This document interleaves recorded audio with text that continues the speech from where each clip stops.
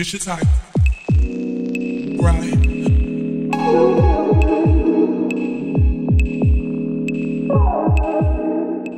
In my first year at Nottingham Trent University, I've been studying 3 areas of multimedia. These are interactive media, more commonly known as web design, virtual environments, which is essentially animation, and moving image, which is filmmaking. As it is now the end of the year, I'll be given the task of choosing one of 3 pathways to continue studying next year. The pathway I'm choosing is moving image. My reason for choosing this pathway is because I have a big passion for film and hope to one day work in the industry, particularly on the editing side of things. I believe the 2 short films that I have made this year have been my most impressive work so far, but I'll be going into more detail about them later on. In this visual essay, I'll be discussing the works of 3 multimedia practitioners, as well as giving a brief history on each. 2 of the practitioners are from the trip our group went on this February to the National Media Museum in Bradford. The 3rd practitioner is one I've chosen myself. I will also be discussing my own film work from this year. The first practitioner I'll be talking about is Daniel Meadows. Meadows is an English photographer who later became a maker of digital stories.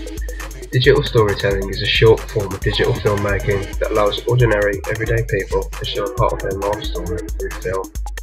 Meadows was born in Great Washbourne, Gloucestershire, and went on to study at Manchester Polytechnic, where he studied with other famous British photographers such as Peter Fraser and Martin Parr.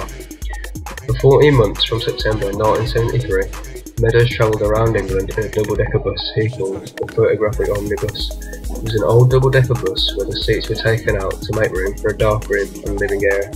The windows on the bus were used as the gallery. Some of this work was included in Meadows' first book, Living Like This, which was published in 1975. Meadows' interest in digital storytelling came from Pedro Mayer's Our Photograph to Remember and his Zone Zero website. From 2001 to 2006, Meadows was the creative director for Capture Wales, a digital storytelling project with BBC Wales. Daniel Meadows has since lectured widely about digital storytelling. My reason for choosing to talk about Daniel Meadows is because I'm interested in his digital storytelling work, more so than his photography. I'm interested in short film myself, but I'd never really heard of digital storytelling before, so I was keen to learn more. The digital shorts that Meadows worked on allows people to see into the lives of others that would have previously been unable to. The idea of digital stories is that anyone, anywhere in the world, can create one, without having to come from some kind of film background. To quote Meadows from an interview did with the BBC, he said, "My work has always been about engaging people, and engaging others is definitely something that has worked for Meadows, as he has got people all across the country interested in digital storytelling." Meadows' digital stories do however follow in a similar pattern, and that is with various images coming up on screen being narrated over. Some of Meadows' work definitely forms a social consciousness within the viewer. For example, in the short One Size Only, the story of a young woman explaining her struggle of being small and what she must endure on a day-to-day basis. Social awareness is also raised in a similar short titled 3'7", a short about a 19-year-old boy's dwarfism condition. These kind of stories raise awareness to the viewer about the types of problems that other people have to face. Meadows' films could also be described as visually dramatic. Some of the stories told are quite emotional and really hit home. For instance, in the short Set Free, a story about a man named Dean's addiction to hard drugs and how finding God got him off them. I would say, however, that the way in which Meadows' digital stories are delivered can, in my opinion, be quite boring and unoriginal. Rather than just having still images on screen, it would be nice to see some video clips in there somewhere, like in the popular interactive digital story Bear 71.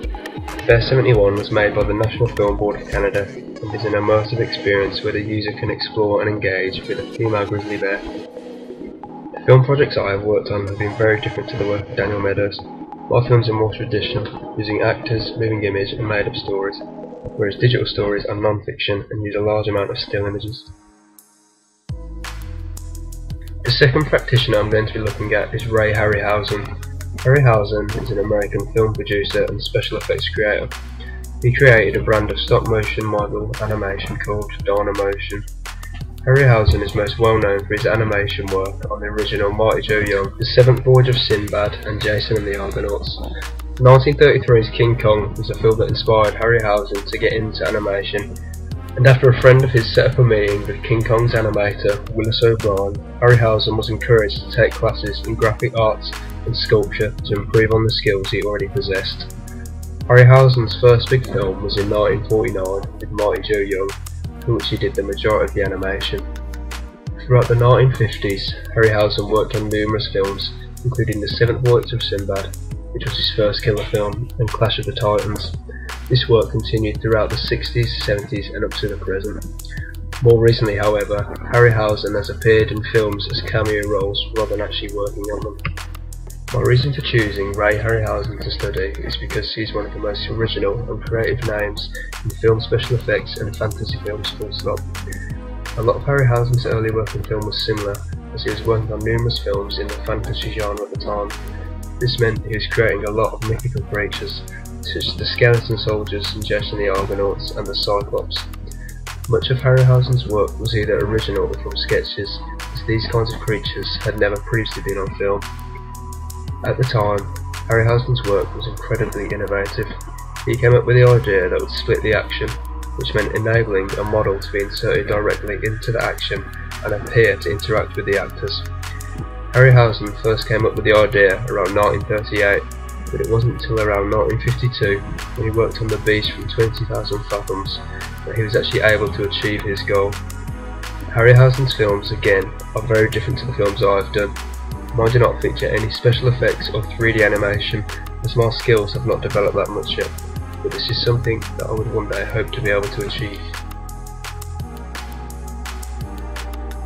The third and final practitioner I'll be discussing is Spike Jonze. Spike Jonze is an American director, producer and actor. His work includes music videos, commercials, film and television.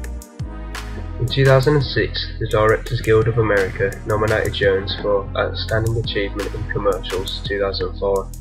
He was nominated for a selection of commercials that included Hello Tomorrow for Adidas, Lamp for IKEA and Pardon Our Dust for Gap.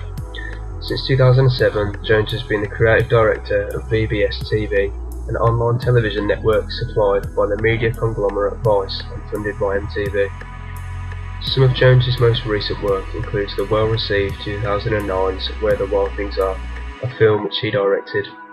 In 2011, he directed the Otis music video, a single from rappers Jay-Z and Kanye West's album Watch the Throne.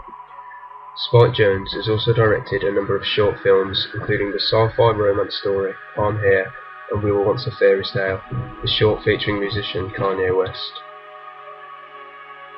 My reason for choosing Spike Jonze to discuss is because I was already a big fan of some of his work, so I was interested to do some more research into him. I also admire his passion for film and how he works across all different types of media.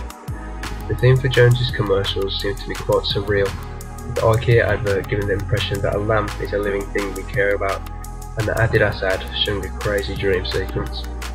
Jonze's music videos are known for their impressive visuals, story, and the empathy that Spike manages to create, just like in the IKEA ad where we feel for the lamp. Jonze has actually only directed 3 feature films, and they are all quite different from each other. The first film he directed, being John Malkovich, was an off-the-wall fantasy comedy film. His second film, Adaption, was a comedy drama, and his latest, Where the Wild Things Are, was a family adventure. This proves that Jonze is diverse in his work. A lot of Jonze's work really engages the audience. An example of this is in the heartwarming short Jonze directed, I'm Here, the story of 2 robots who fall in love. Another example is in Where the Wild Things Are.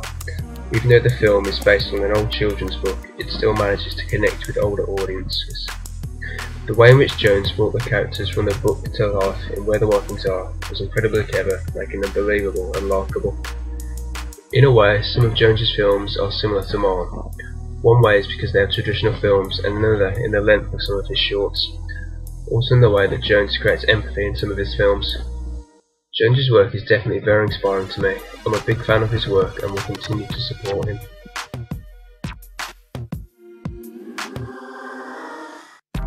In my first year studying multimedia, I've made 2 short films, both of which I'm proud of. Both projects the class was split into groups and given stories to work with. In Design Practice 1, the whole class was given the same treatment for a story called Shoe Done It, the story of a girl who mysteriously loses one of her shoes. In Design Practice 2, our groups got to choose from 3 different scripts to work with. My group chose Driver, which tells the story of a fed-up car park attendant who was pushed over the edge one night by a young loud mouth. What I liked most about my first film, Whodunit, was the amount of different types of camera angles used in the stalking scene. The wide variety of angles really helped create tension, such as the shots from above the bridge as if someone were watching the girl down below. I think the choice of music also helped in building the tension. I do however think the colour correction in some of the scenes could have been altered more to improve the visuals, such as the interview scenes in the police station. With the second film, Driver, I was very pleased with how some of the editing came out, especially where I aimed to cut to the beat. I was also happy with how some of the nighttime shots came out, as I'd previously never done night filming before. In this film, I also set out to create the effect that what was being shown at certain points was CCTV footage, and I believe I achieved this well. One thing I would change now if I had the chance would be the pacing of the film. A few clips seem to drag on a bit at certain points. In conclusion, I definitely think that moving image is the right pathway choice for me. I believe I work well in groups as well as on my own, and I can give and take good advice. My passion for filmmaking comes across in my work, and I'm always looking to further improve my knowledge and skills.